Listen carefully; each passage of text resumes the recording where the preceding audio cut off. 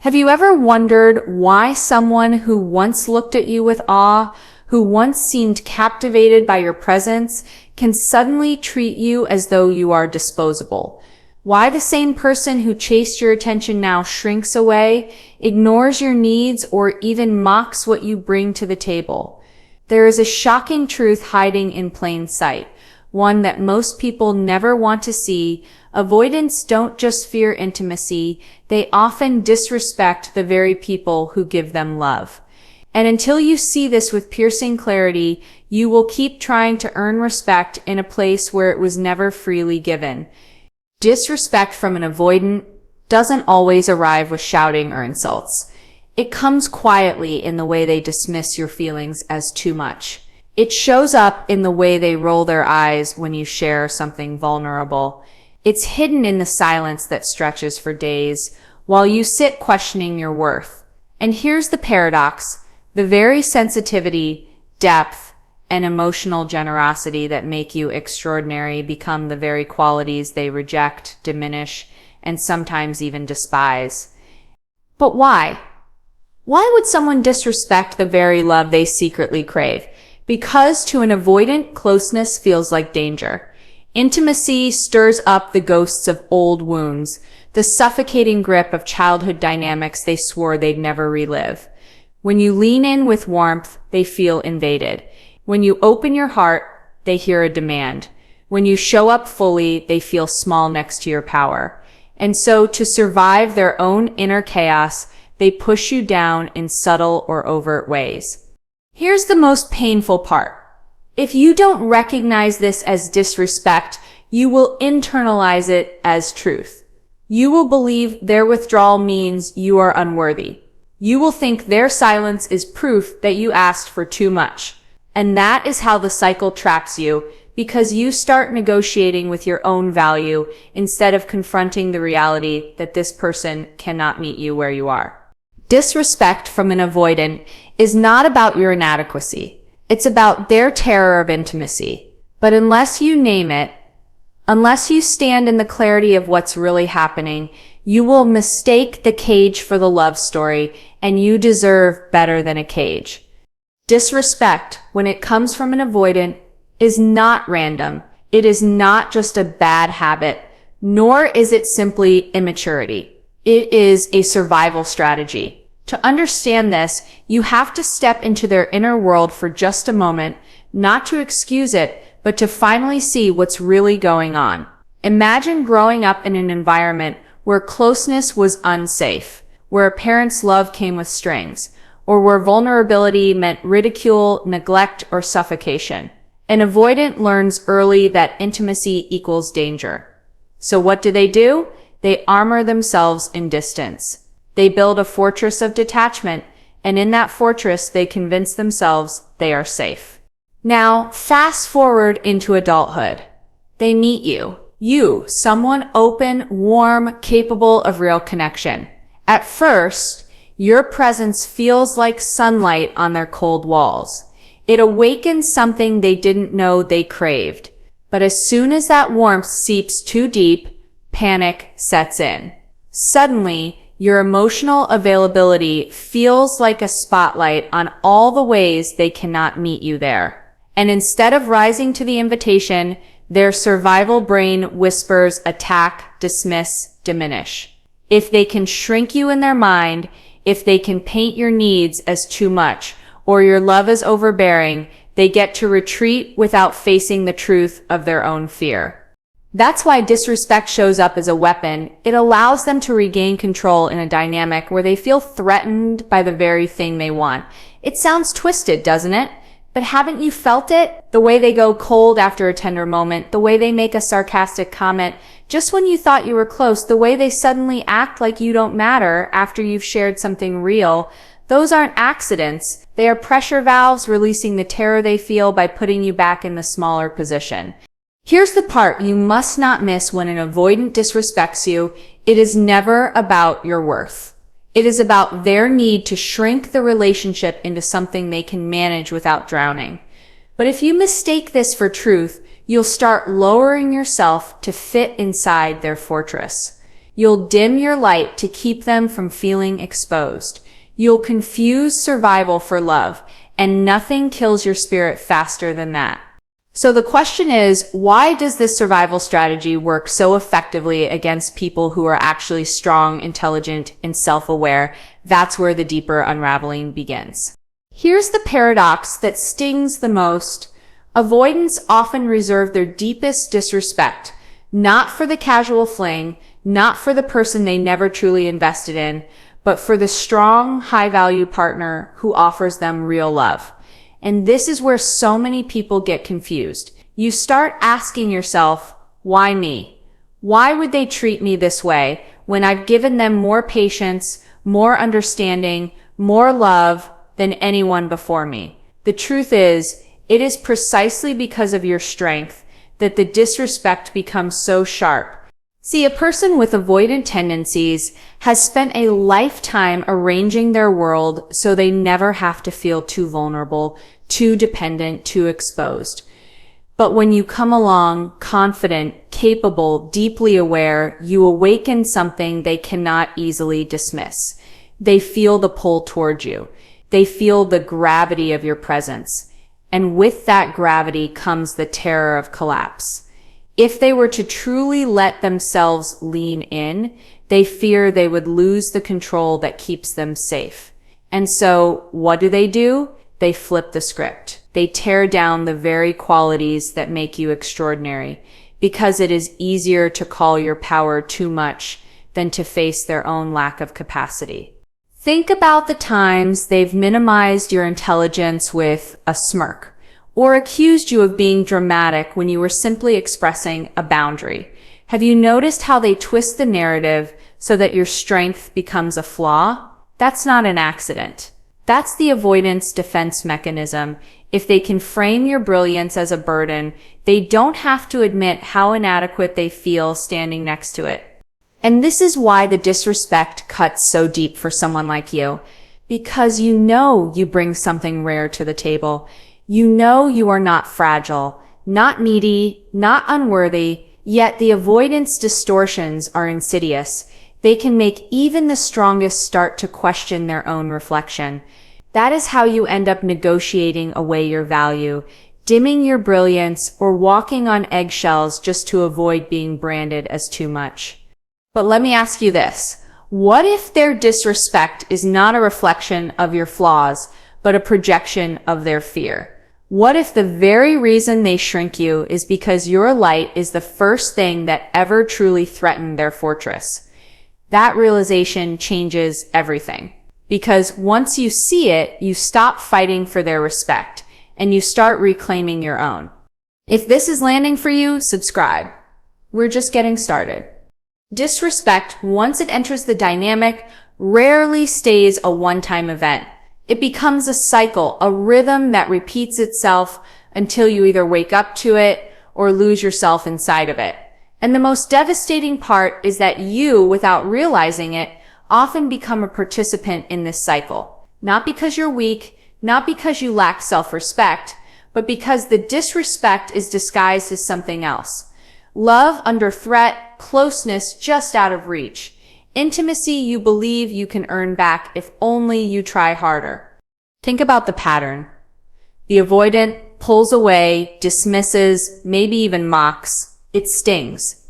Your heart contracts, and instead of saying, "This is disrespect and I won't allow it," you say, "Maybe I came on too strong.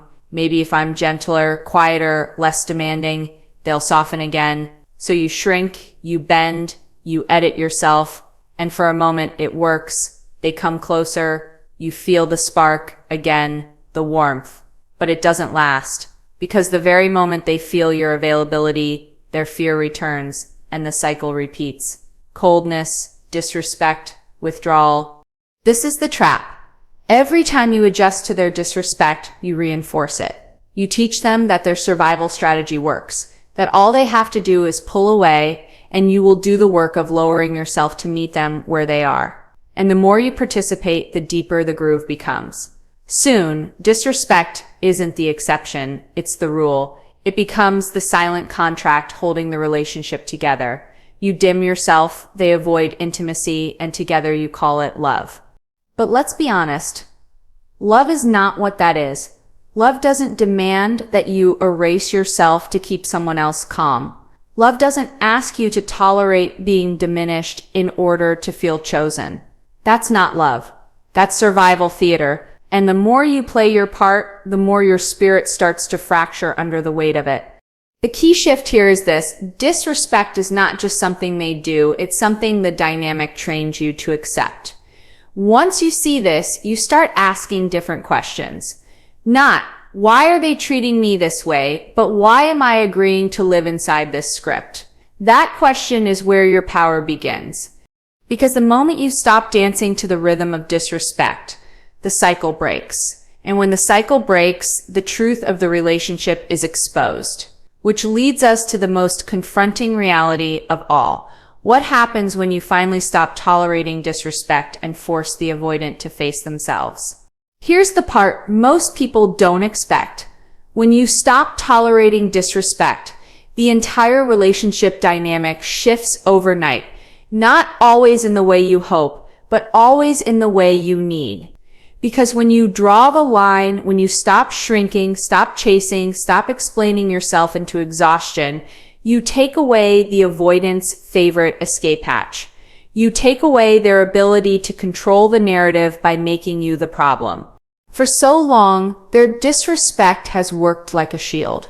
They make you feel too much, and suddenly the spotlight is on your behavior instead of their inability to show up. They dismiss your needs, and you end up defending why those needs are valid instead of holding them accountable for ignoring them. But when you stop engaging in that cycle, when you calmly, firmly refuse to accept less than respect, you hand the mirror back to them, and that mirror is the one thing avoidants have spent a lifetime avoiding. Now, this is where things get uncomfortable. Some avoidants will double down. They will escalate the withdrawal, cut communication, or even discard the relationship altogether, because the pain of seeing themselves clearly feels unbearable. And if that happens, I need you to hear this. It is not your loss. It is their refusal. Their refusal to step into the kind of intimacy that your strength, your presence, and your heart demand. But there's another possibility. Some avoidants, when the cycle is interrupted, will finally feel the consequences of their behavior in a way they never have before. The disrespect no longer buys them safety. It costs them the one thing they never thought they would lose. And in that moment, they are forced to confront a truth that terrifies them. If I want real love, I have to grow. See, when you stop tolerating disrespect, you stop negotiating your value. And when your value is no longer negotiable, the avoidant has only two choices: rise or retreat. Either way, you win. Because whether they rise into the kind of partner who can respect you, or whether they retreat and make space for someone else to step in, you are no longer trapped in a cycle of shrinking yourself to fit into their comfort zone. This is the breaking point, the place where your boundaries expose the truth. And it's where your deepest power begins to surface. But here's the question. Once you stop tolerating disrespect, how do you make sure you don't slide back into it the moment they test your boundaries again? That brings us into the fifth core shift, learning how to hold respect as the standard, not the exception, in every relationship dynamic you enter. Here's the truth. Disrespect only thrives where respect is optional. If your nervous system, your heart, your standards leave room for someone to occasionally minimize you, gaslight you, or dismiss your needs, then the cycle is always waiting to pull you back in. And the avoidant, consciously or unconsciously, will test those edges again and again. So the real transformation is not just walking away once or setting a single boundary in the heat of the moment. The real shift is internalizing this. Respect is not something I have to earn, argue for, or negotiate. It is the bare minimum required for access to me. That means no more explaining why your feelings matter. No more begging to be seen. No more justifying your boundaries like you're handing in a report card. When you hold respect as the standard, you stop treating your humanity as something up for debate. You stop giving people discounts on your dignity. And here's what's so powerful. When you embody that truth, people feel it before you ever say a word. Your tone changes, your energy changes. The way you carry yourself in a conversation shifts. Suddenly, you're not hoping they'll respect you. You're radiating the certainty that if they don't, they'll lose you. And that energy is magnetic. It attracts people who are capable of meeting you at your level, and it repels the ones who are not. Now, let's be real. Avoidants will test this. They'll poke at your boundaries, they'll retreat to see if you'll chase, they'll push to see if the old cycle still works. And in those moments, the temptation to slip back into proving mode will be strong. But every time you hold your ground, every time you choose silence over self-erasure, clarity over confusion, distance over disrespect, you rewire the dynamic. You teach your nervous system that safety is not found in their approval, but in your own alignment. This is how you stop being trapped in the endless dance of disrespect. You stop being reactive to their moods, and instead you become anchored in your worth. Respect becomes your non-negotiable baseline. And when that baseline is in place, you'll notice something extraordinary. You no longer fear losing the avoidant, because the greater fear, the one that once drove your choices, is gone. You no longer fear losing yourself. And that leads us into the sixth and final core shift, the one that changes not just how avoidants treat you, but how you experience love itself. It's the shift from surviving disrespect to embodying the kind of love that only grows in the soil of mutual honor and deep emotional safety. Here's the heart of it. When you've lived inside the cycle of disrespect, you start to mistake intensity for love.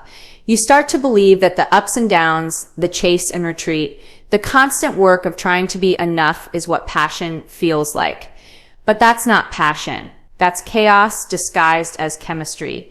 That's survival mode masquerading as intimacy. The final shift is realizing this. Real love does not demand your humiliation in order to exist. Real love does not make you fight for crumbs of validation. Real love does not punish you for being strong, emotional, or deeply alive. Real love is steady, respectful, grounded. It may not feel like fireworks exploding every other night, but that's because it isn't chaos. It's clarity. It's two people meeting each other without masks, without games, without the need to belittle or diminish one another just to feel safe. And once you taste that kind of love, everything else begins to feel hollow. This is why reclaiming respect is not just about fixing your relationship with an avoidant. It's about reprogramming your entire nervous system to recognize what love really is. It's about training your body, your heart, your mind to no longer mistake withdrawal for mystery, silence for depth, or disrespect for passion. Because here's the truth. When you hold respect as your baseline, you automatically filter out relationships that cannot nourish you. The avoidant who refuses to grow, gone. The partner who cannot handle your strength, out. The cycle of shrinking, explaining, negotiating your worth, broken. And in that empty space, something miraculous happens. You make room for a love that sees you clearly, holds you fully, and never asks you to make yourself small. And here's the gift. Even if the avoidant never rises to meet you, even if they walk away, you no longer walk away empty. You walk away with yourself intact, with your dignity restored, with your boundaries sharpened, and your heart open for something greater. That is the ultimate power shift, because once you refuse to survive on disrespect, you become available for nothing less than love that honors the fullness of who you are. So hear me on this. If you've been disrespected by an avoidant, that's not the end of your story. It's the beginning of your awakening. Because the deeper truth is not about how they treat you. It's about how you choose to treat yourself from this moment forward. And when you choose respect as the foundation, You don't just change your relationships, you change your life.